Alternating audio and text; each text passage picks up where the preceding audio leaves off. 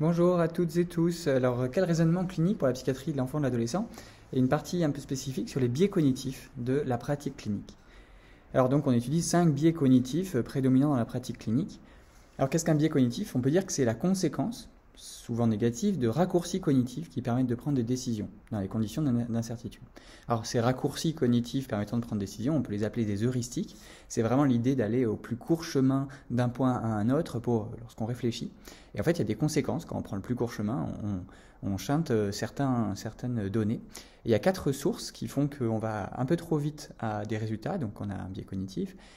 Soit parce qu'il y a trop plein d'informations à traiter, soit parce que, on doit faire un tri dans ces souvenirs et dans la mémoire. Et troisième point, la nécessité d'agir vite dans certaines situations, notamment cliniques. Et le quatrième, le fait qu'il n'y ait pas assez de sens. Alors, si on liste les biais cognitifs, il en existe énormément. On peut déjà en citer ici quelques-uns: le biais de confirmation, disponibilité, ancrage, représentativité, projection, optimisme, négativité, l'effet de halo, le biais de surconfiance ou l'effet statu quo.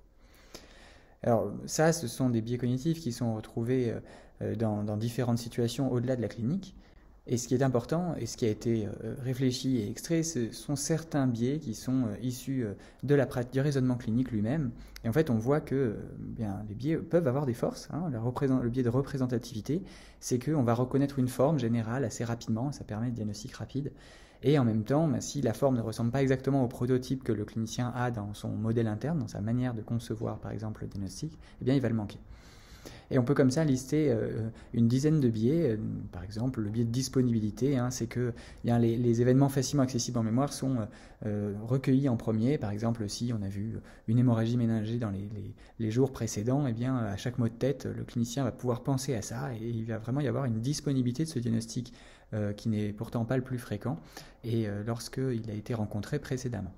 Et puis, on peut citer comme ça un certain nombre de biais, et peut-être que le plus important, c'est de retenir 5 principaux biais du raisonnement clinique. Et c'est vraiment un tri aléatoire. Alors, le biais de disponibilité, j'en ai parlé, tendance à considérer les événements cliniques qui sont facilement accessibles dans la mémoire parce qu'ils sont fréquents. Un biais de confirmation, tendance à privilégier les informations cliniques qui confirment des croyances préalables. Biais d'ancrage, tendance à s'appuyer sur une première information clinique pour évaluer les informations ultérieures. Donc là, vraiment, c'est la dépendance aux conditions initiales. Et un biais de projection, la tendance à supposer que le patient partage les mêmes motivations en perspective que le clinicien. Donc là, vraiment, on est dans le champ de la cognition sociale, de la théorie de l'esprit. On se met dans la tête de l'autre en se disant qu'il pense de la même manière, et finalement, on projette certaines de nos attentes et certaines de nos visions.